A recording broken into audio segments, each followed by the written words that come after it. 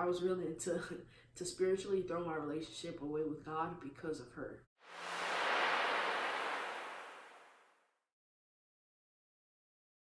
Hey guys, welcome back to my channel, to another video.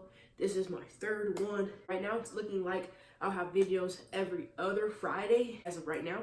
And yeah, I was a little slow to make this video. I've been battling a sickness for the last few days, so if my voice sounds a little I feel better, but just my nostrils or whatever. So today I have a really special video for you guys.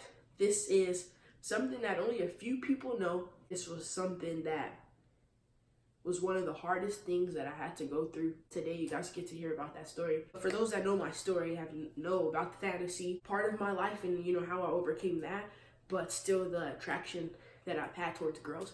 So if you haven't seen the Trejure story video, stop this video and watch that first, and then you will understand a lot. If you watch this one, you're not gonna get it. You're not gonna get the whole picture of it. So I would say watch the Trejure story video, which is like my first video, and then come back to this one. So now to get into this video, it's called Her. This Her is someone that worked at my favorite ice cream place. Anyone that knows me knows, I'm not gonna say the place, but this particular ice cream place is like my favorite ice cream place to go to, and I always go there. So there's a point in time where there was another location and that one shut down, and so I started going to the one by my house. That's when I seen her. At first it was just whatever. I just like, okay, it's my favorite ice cream place. I would go a few times, but I would never see her.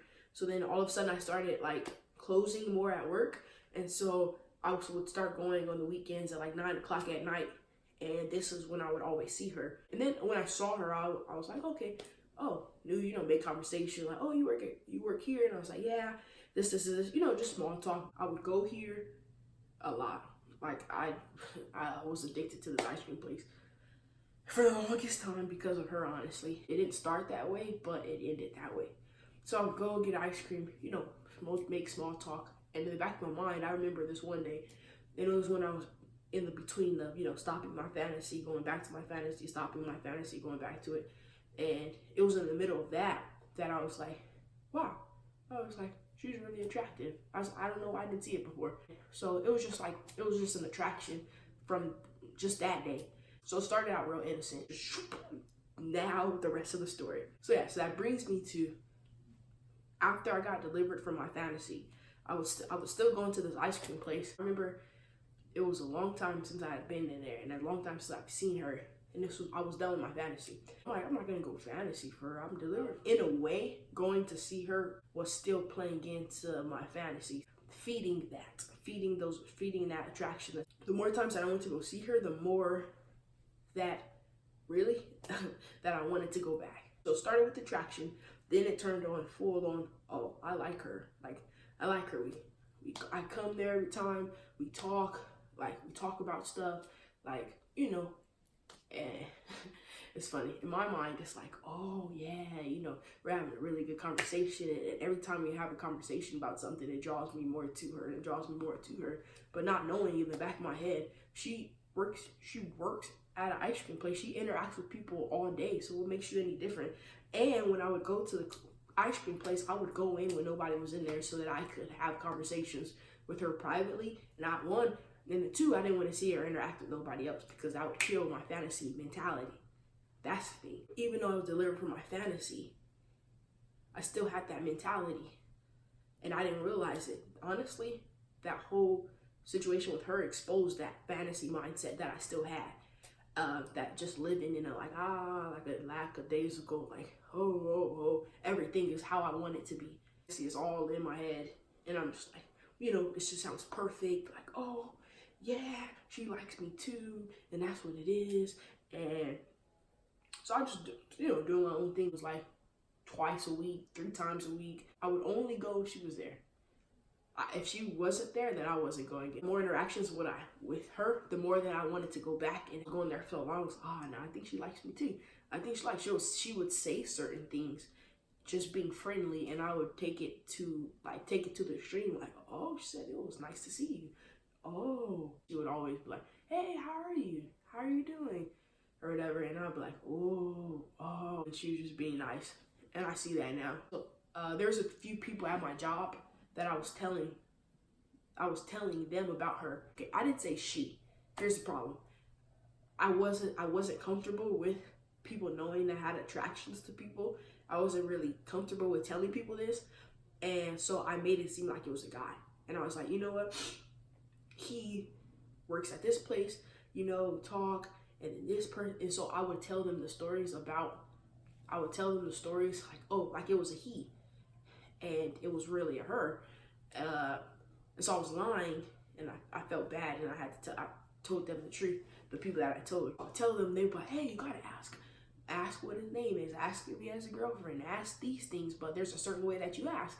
And I'm like, I'm not asking her this. I can't do it. I'm so nervous I could barely speak. So I'm like, I refuse to ask her that. I'm not gonna do it. My nervousness. So I was like, I'm not about to do that. And they're like, come on, man, do it. Just when you're walking out, just be like, what's your name again? Or whatever. And so I wouldn't say that fed into it, but I mean, I liked going to them and talking to this one person, one of my coworkers. I like going and talking to him because he would just like hype me up, and I wanted that, like I was like, okay, all right, and it was fun for me. I don't know why, but it was just fun. I would just go and I would just crave more interactions with her. Honestly, I think it was just, this was the first girl that I was willing to, kind of step out and put myself out there. This was she was like the first one that I was willing to do that for. Honestly, because of her, I would have went all the way down that road, and then I would have left God behind. So it was a scary place to be, and I didn't see that before, because I was like, nah, I just like her, but I don't want to date her. I was just like, nah. So this whole time that I was going to see her, God kept telling me, don't go. More of a wrestle with God. God was telling me, don't do it. And I was like, God, I can handle this. It's just ice cream. I'm going out for the ice cream. I'm not going for her. Lie. It's like, I'm going for the ice cream. I'm not going for her. God's like, don't go. Don't go. And I was like, okay, how about this? I'll go when she's not there. God's like, don't go. I'm like, okay, if she's not there, I'll go in. But if she is there, then I'll leave. I'm lying through my teeth, and God knows that. So I drive by and be like, oh, she's there. Yep, I'm going inside. I'm going inside. Like, I had enough strength to do it, but God knew. So God kept telling me, I would drive. Don't go. Don't go in there. I'm like, God, all right. Okay, I'm going. I'm going to do what I want to do. And because of that got me in trouble. And I was like, man, I was listening. God was wrestling with him. God, nah, it's okay. Nah, she's not there. God would be like, she's there. Don't go. And I was like, oh, I'm going to go. And so many times God telling me all I had to do is be obedient. And sometimes I was. But sometimes most of the time I wasn't. And then it leads me to this. Strange thing is, during this whole time, God would tell me, you have a failure coming up. He would tell me when I was about to fail. And I'd be like, God, I ain't failing. I ain't. He's like, you have a failure coming up. And I'm like, I don't know. I'm not about to fail. Get out of here.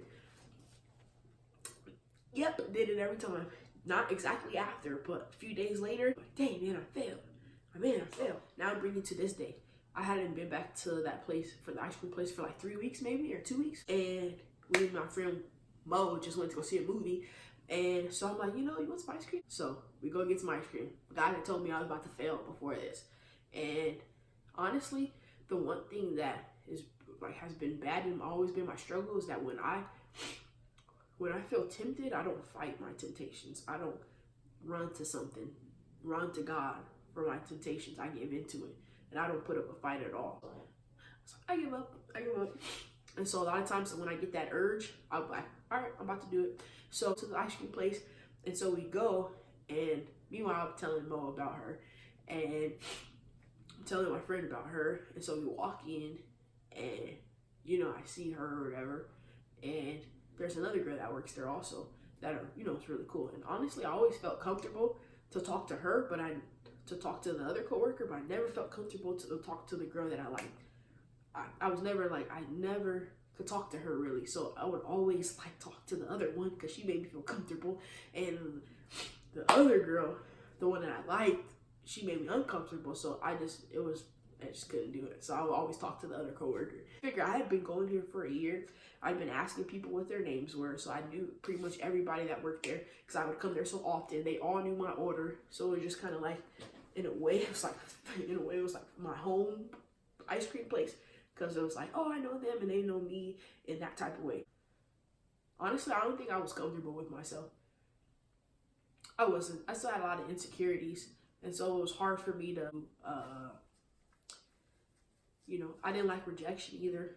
So that's why I never really like took leaps of faith when it came to like liking people. Like, hey, you want to hang out? You want to do this? I was never like that because I didn't like myself and I didn't want to be rejected because I used to be rejected when I was little. I didn't have enough confidence, but hey, you want to go hang out sometime? You want to go do this? No, no, because I don't want to.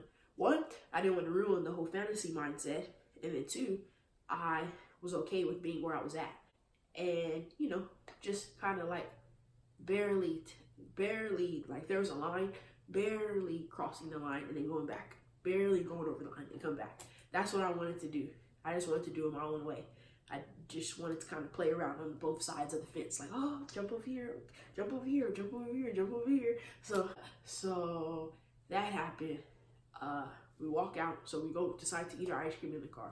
And so Mo's like, how do you feel about her, man? Like, how do you, and I'm just like telling her about her or whatever, like, this is what happens, this. And Mo's like, are you gonna do anything? And I was like, no. Why? You like her, but you're not gonna go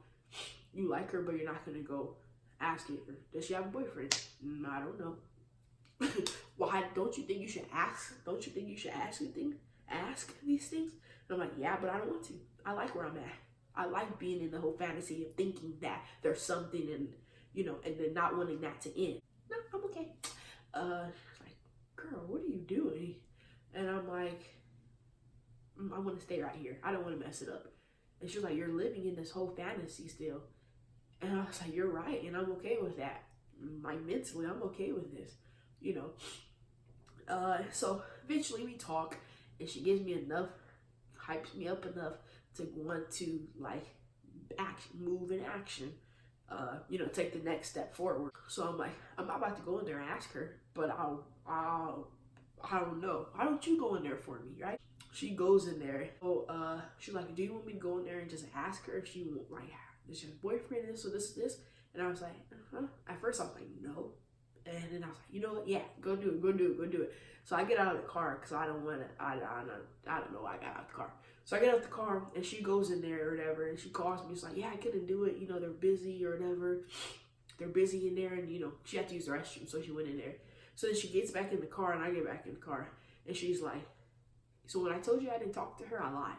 And I was like, what? And she was like, I was talking to her about this and this. And then she said that, she's going to come out here and talk to us in a second. And I was like, what? I was like, oh, you gotta be kidding me. I was like, I don't want to do this. I'm not ready for this. I don't want to do it. I'm not ready, right? And then she was like, how do you feel? And I was like, I don't know. Like, I want to, but I want to, but I never had a desire to date a girl. So I'm like, I don't know. So I was fighting with it. And then she was like, later on, a few moments later, she told me that she was lying. And she was just trying to see my reaction or how I really felt about her. And I was like, oh, why did you lie? And a part of me, I was happy that I got like that. I was happy that the feelings were mutual, but then I was like, this is bad. And I knew it, and I knew it was wrong. And honestly, I didn't care. And that's a bad place to be when you know that something's, it doesn't feel right and something's wrong, but you don't care. And I honestly could say a lot of things in my life when God told me no, when God told me certain things, I didn't care and I just did what I wanted to do. And then that's how a lot of us get into trouble, is when God says no, or we feel like, nah, this is wrong, but you decide to go do it anyway, so then that's on you. So I was like, you know what?